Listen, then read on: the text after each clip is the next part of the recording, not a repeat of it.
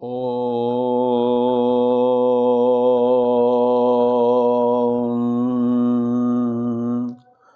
श्री हनुमते नमः। राम कथा मुनिबर जब खानी, सुनि महेश परम सुख मानी।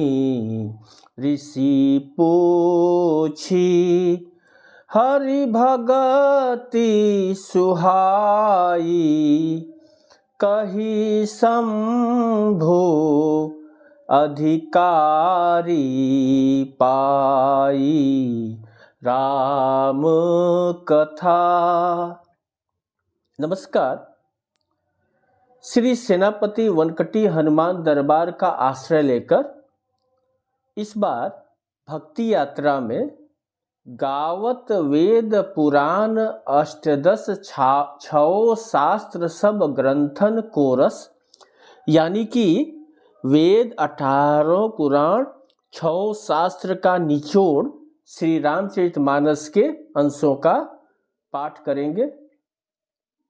वैसे तो इस पावन ग्रंथ के देखिए सभी पद ही मंत्र हैं, तथापि अपनी सुविधा सामर्थ्य के अनुसार कुछ पद विशेष का मर्म समझेंगे, अर्थ समझेंगे और छोटे छोटे पग धरते हुए इस सदग्रंथ की परिक्रमा करेंगे, राम कथा कहेंगे। संत शिरोमणि गोस्वामी तुलसीदास महाराज का आशीर्वाद प्राप्त करेंगे। यह यात्रा लंबी होगी, पता नहीं पूर्णता तक पहुंच पाए या न पाए, पर यह उद्देश्य भी नहीं है, ध्येय भी नहीं है। ध्येय तो बस एक ही है कि जीवन में रामचरितमानस गाकर विश्राम को पाना। और यह कार्य एक पद गाकर भी संभव है। स्वयं बाबा तुलसीदास जी ने रामचरितमानस लिखने के बाद आखिर में यही कहा, पायो परम विश्राम। तो उसी पद को गाकर, उसको ध्यान में रखकर आज की बात आरंभ करते हैं। सुंदर सुजान कृपा निधान, अनाथ पर कर प्रीति जो। सुंदर सुजान कृपा निधान, अनाथ पर कर प्रीति जो। सो एक राम अकाम हित, निर्बान प्रद समानि को। जाकी कृपा लवलेश ते, मति मंद तुलसीदास हो। जाकी कृपा लवलेश ते, मति मंद तुलसीदास हो। पायो पायो परम विश्राम, राम समान प्रभु नहीं कहो। सुंदर सुजान कृपा निधान, अनाथ पर कर प्रीति जो। तो पायो परम विश्राम, श्री रामचरितमानस का फल है विश्राम। जीवन में विश्राम आ जाए तो फिर कुछ भी पाना शेष नहीं रहता है। हाँ, यह ध्यान रखें कि यह विश्राम सस्ती चीज नहीं है। 7 सोपानों से गुजरना पड़ता है, राक्षसी वृत्तियों को परास्त करना पड़ता है, ऐश्वर्य के महलों से निकलना पड़ता है, सत्य प्रेम करुणा के लिए जीवन को दांव पर लगाना होता है तो विश्राम शांति भी है और संतुष्टि भी है। हम भी कुछ इन्हीं भावों के साथ यात्रा करेंगे। अपने मन के राम को पाने के लिए यह यात्रा होगी। तो आज से श्री रामचरितमानस से कुछ चयनित पदों के सहारे हमारी राम कथा बढ़ेगी। देखिए, शास्त्रीय नियम तो यह है कि ग्रंथ एवं ग्रंथ के रचयिता का परिचय देने का, पर अब मेरे में सामर्थ्य नहीं है कि मैं श्री रामचरितमानस का परिचय दूं या फिर गोस्वामी तुलसीदास महाराज के बारे में बोलूं। तो एक साधारण रास्ता यह निकलता है कि उनको प्रणाम कर उनका आशीर्वाद लेकर मंगलाचरण की ओर हम लोग बढ़ें। वर्णानाम अर्थ संघानाम रसानाम छंदसामपि मंगलानाम च कर्तारो वंदे वाणी विनायकौ। श्री रामचरितमानस का आरंभ वर्ण से होता है। पहला शब्द वर्ण है और समाप्ति यानी ग्रंथ का अंतिम शब्द है मानवा। मैंने संतों से सुना है कि इसके पीछे एक बड़ी बात छिपी है कि श्री रामचरितमानस का वर्ण मानव है। यह मनुष्य जाति के लिए है, यह समस्त सृष्टि के लिए है, यह जीवन का ग्रंथ है। श्री रामचरितमानस देखिए सबका है और कोई यह भ्रम न पाले कि किसी जाति विशेष को वरीयता दी गई है। तो पहला शब्द आता है वर्ण यानी अक्षर, और हमारे शास्त्र में अक्षर को ब्रह्म माना गया है। तो अक्षर ब्रह्म की आराधना करके बात आरंभ होती है।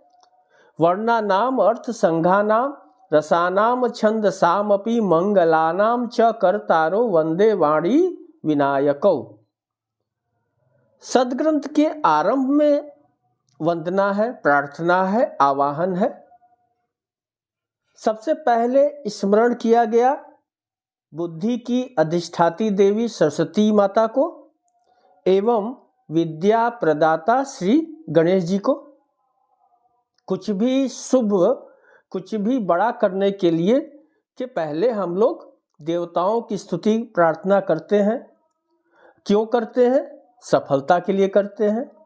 लेकिन यह तो साधारण उत्तर हुआ। आध्यात्म की दुनिया इससे विलग है। वहां प्रार्थना का अर्थ होता है एक प्रक्रिया जिसके माध्यम से अज्ञात को जाना जाए, अदृश्य को देखा जाए, अनसुना को सुना जाए। तो प्रार्थना आपको रूपांतरित करती है, वह परमात्मा को प्रकट करती है। बस सदैव विचार रहे कि प्रार्थना जब भी हो शुद्ध अंतर्मन से हो। और यह शुद्धतम कैसे होगा? तो पहली बात कि यह उधार की न हो। प्रार्थना उधार की नहीं हो सकती। एक बोध कथा है पश्चिम की। एक मासूम बालक की माँ अस्पताल में थी, भर्ती थी, जीवन मृत्यु से लड़ रही थी और डॉक्टर अब आशा छोड़ चुके थे। संसार में उस महिला का बालक के अलावा कोई था नहीं और बालक भी बहुत कम उम्र का अबोध। डॉक्टर ने बालक से कहा कि बेटा, हम लोग काफी प्रयत्न कर चुके हैं, कुछ लाभ नहीं हो रहा है, अब तो बस प्रार्थना करो कि तुम्हारी मां ठीक हो जाए। अब देखिए, सहज बुद्धि के इस बालक को यह विश्वास हो गया कि अगर वह प्रार्थना कर ले तो उसकी मां ठीक हो जाएगी। पर प्रार्थना कुछ जानता नहीं था, चर्च से परिचय नहीं था और इस बालक के लिए प्रार्थना सभा कौन आयोजित करता। तो बच्चा सोचता रहा क्या करे क्या न करे, कहां से भगवान को खुश करने के लिए प्रार्थना लाए। तभी उसके कोमल मन में एक निर्मल विचार उठा और बस बना ली अपनी प्रार्थना। प्रार्थना भी ऐसी कि उसके पूर्व शायद ही किसी ने ऐसी बनाई हो। प्रार्थना थी ABCDEFGHIJKLMNOPQRSTUVWXYZ, यानी कि अंग्रेजी वर्णमाला के सभी अक्षर। यह सुनाने के बाद बच्चा भगवान से बोलता है कि हे परमेश्वर, सभी प्रार्थनाएं तो इसी से बनती हैं, तो तुम अपने मन पसंद का बना लो, पर मेरी माँ को ठीक कर दो। कहते हैं कि यह प्रार्थना इतनी प्रभावशाली थी कि भगवान ने उस अबोध बालक की प्रार्थना स्वीकार कर ली और आश्चर्यजनक रूप से जहां डॉक्टरों ने धैर्य खो दिया था, उसकी मां ठीक हो गई। तो प्रार्थना उधार की न हो, वासना युक्त न हो। उस बालक का देखिए अस्तित्व दांव पर लगा था। अब जिस किसी का आत्मीय परिजन अस्पताल में भर्ती हो और उसने ये कथा सुन रखी हो कि ABCD बोलने से भगवान सुधार कर देंगे और वह प्रार्थना शुरू कर बैठे, तो यह रटंत प्रार्थना हुई, दिल से नहीं निकली, इसलिए लाभ संदिग्ध है। तो प्रार्थना व्यक्तिगत होनी चाहिए, अपने आप होनी चाहिए, दिल की खामोशी से होनी चाहिए और सबसे बड़ी बात आंसुओं से नम होनी चाहिए। समझिए, प्रार्थना यानी परमात्मा का प्रकटीकरण। प्रार्थना का ही सघन रूप है परमात्मा, जो उपनिषदों की वाणी में अदृश्य है, अश्रव्य है, अज्ञात है, और वह प्रेम से प्रकट होता है। प्रेम गीत है प्रार्थना, समस्त प्रेमों का जोड़ है प्रार्थना। गोस्वामी जी ने अपनी प्रार्थना में वर्णानाम अर्थ संघानाम कहा। वर्ण से बने अर्थ समूह और वह रसयुक्त छंदयुक्त हो। वाणी वर्णों के बिना नहीं हो सकती और जिन वर्णों का प्रयोग करें उसका एक अर्थ हो, उससे रसों का संचार हो, मधुर हो, और यह तभी होगा जब वाणी छंदयुक्त हो। तो जब वर्ण अर्थ रस छंद से युक्त होंगे तो निश्चय ही मंगलकारी होंगे, और यह एक प्रार्थना हो गई। इसका समर्पण गोस्वामी जी माता सरस्वती और गणेश जी को करते हैं। इस प्रार्थना को फलीभूत करने का एक दूसरा भी मार्ग है। आप माता सरस्वती व गणेश की मंगल कृपा पाने के लिए हृदय में इतना प्रेम रखें कि आपके सभी वर्ण अर्थ रस छंद से युक्त हो जाए, परमात्मा ही शब्दों में बैठ जाए। आप जो बोले सो निहाल, सत श्री अकाल। वह परमपिता कहाँ नहीं है? सभी ध्वनियों में, सभी दृश्यों में, सभी रसों में, सभी छंदों में तो वही बैठा है। बस भाव चाहिए, शुद्धता चाहिए, और यह सिर्फ प्रार्थना से संभव है।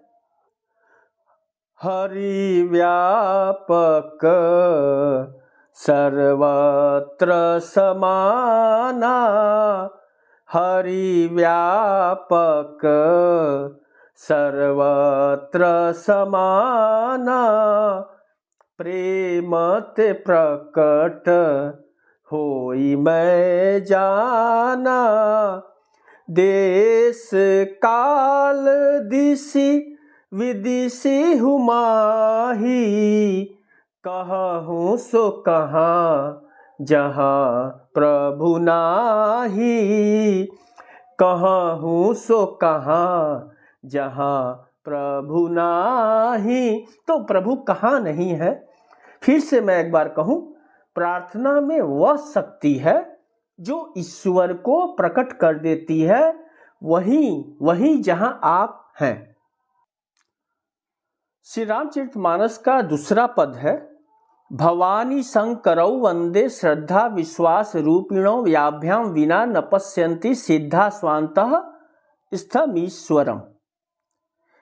दो के बिना न पश्यन्ति सिद्धा स्वांतः स्थमीश्वरम। दो के बिना सिद्धजन अपने अंदर स्थित ईश्वर को देख नहीं पाते हैं। ये दो क्या है? श्रद्धा और विश्वास, यानी कि श्रद्धा विश्वास की उपस्थिति में ही आप अपने अंदर बैठा हुआ ईश्वर देख सकते हैं। और माँ भवानी और महादेव क्या है? तो वे श्रद्धा और विश्वास के स्वरूप हैं। जगत जननी पार्वती श्रद्धा है और शंकर जी विश्वास है। अब ध्यान दीजिए, गोस्वामी तुलसीदास वंदना कर रहे हैं, प्रार्थना कर रहे हैं, और माध्यम क्या है? वर्ण, शब्द, अर्थ। और प्रार्थना की शुद्धता देखिए, शब्दों के सहारे शब्द ब्रह्म को पुकार रहे हैं।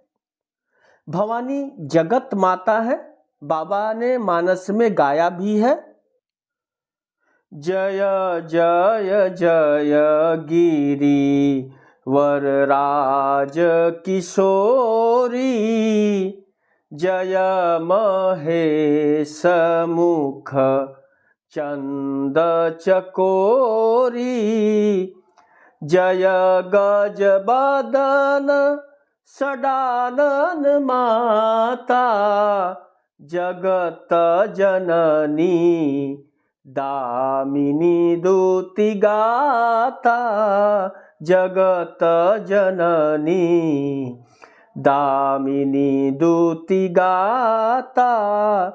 तो भवानी जगत जननी है और बाबा ने उन्हें श्रद्धा कहा, श्रद्धा रूपिणी कहा। श्रद्धा क्या है? परोक्ष विषयक तत्व में आस्था का नाम श्रद्धा है। तैत्तिरीय उपनिषद में इसे कहा गया सत्य में आस्था। अब इसको साधारण भाषा में आपके लिए कहूं कि जानते नहीं हैं पर मानते हैं, यानी कि यह श्रद्धा है। तो श्रद्धा के लिए तर्क नहीं, बुद्धि की पवित्रता चाहिए।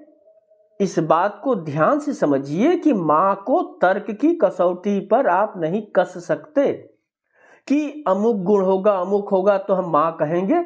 यह विकार युक्त मन ही सोच सकता है। तो कोई तर्क नहीं, कोई परीक्षण नहीं, बस मान लिया। बुद्धि में यह सामर्थ्य नहीं होती है कि वह श्रद्धा को परिभाषित कर सके। इसकी सीमा के पार है श्रद्धा। तो भाव रूप में श्रद्धा मां है। विश्वास क्या है? प्रत्यक्ष विषयक तत्व सम्मुख आने पर आस्था का होना, यानी कि तर्क के बाद समर्पण का नाम विश्वास है। यानी जानते भी हैं और मानते भी हैं। साधारण भाषा में समझिए, पिता का परिचय मां कराती है। श्रद्धा का भाव यानी कि जब गाढ़ा हो जाए तो वह विश्वास है। श्रद्धा में प्रेम विश्वास है। अटूट श्रद्धा विश्वास है। तो गोस्वामी तुलसीदास जी ने शंकर महाराज को विश्वास कहा। अगर जीवन में विश्वास तत्व है तो महादेव विद्यमान है। जीवन में विश्वास नहीं है तो वह शरीर शव है, शव के समान है, शिवत्व नहीं है। तो बाबा की वंदना, बाबा की प्रार्थना का क्रम देखिए। वर्णा नाम अर्थ संघा नाम, शब्द और मंगलकारी हो। फिर वाणी और विनायक की स्तुति इसके द्वारा कर दिया बाबा ने। फिर श्रद्धा तत्व, विश्वास तत्व हो तो भवानी शंकर की स्तुति पूरी हो गई। प्रार्थना में देखिए कोई उपकरण की आवश्यकता नहीं पड़ती। बाबा ने किसी उपकरण का सहारा नहीं लिया, किसी विधि का सहारा नहीं लिया, बस शुद्ध अंतर मन से वार्तालाप उन्होंने शुरू कर दी। अब सवाल उठता है कि यह बोध कौन कराएगा? हमारी श्रद्धा डगमगाती रहती है, विश्वास वासना की कीचड़ में फंसा होता है। हमारे सभी शब्द तो स्वार्थ की भाषा के पराधीन हैं। तो कैसे हमारी प्रार्थना शुद्ध होगी? भोग विलास की आकांक्षा में तो हम नक्सिक डूबे हैं, तो हमें यह कौन बताएगा? तो बाबा ने तीसरा पद गाया, वंदे बोधमयम नित्यम गुरुम शंकर रूपिणम यामाश्रितो ही वक्रोपि चंद्र सर्वत्र वंदते। तो बाबा ने कहा कि जैसे वक्रोपि चंद्र, टेढ़ा चंद्रमा भगवान आशुतोष का आश्रय पाकर वंदनीय हो जाता है, वैसे ही हम गुरु शरण में पहुंचकर गुरु के पास से शुद्ध हो जाते हैं। क्यों? क्योंकि शुद्धता के लिए बोध चाहिए। तो जो गुरु प्रदान करता है, बोध गुरु प्रदान करता है, वर्ण परिचय के लिए गुरु की आवश्यकता होती है, श्रद्धा विश्वास का मार्ग गुरु देता है। अतः हमारी वंदना, हमारी प्रार्थना गुरु की कृपा से ही पूर्ण होगा। गुरु शंकर स्वरूप होता है, गुरु हमें नया जन्म देता है और द्विज रूप में ढालता है जीवन में। देखिए, अब सरस्वती का होना आवश्यक है, गणेश जी का होना आवश्यक है, महादेव का होना आवश्यक है, पार्वती माता का होना आवश्यक है, लेकिन साथ साथ गुरु का भी होना आवश्यक है। तो बाबा की यह प्रार्थना बनी और यह प्रार्थना नई है, निजी है। देखिए, शास्त्रों में तो प्रथम देव श्री गणेश जी को कहा गया, पर यहाँ गोस्वामी तुलसीदास महाराज ने प्रार्थना की शुरुआत माँ सरस्वती से की है, वाणी से विनायक की यात्रा की। तो आज बस अब इतना ही। वंदना के शेष 4 पद हम लोग अगले अंक में चर्चा करेंगे। नमस्कार।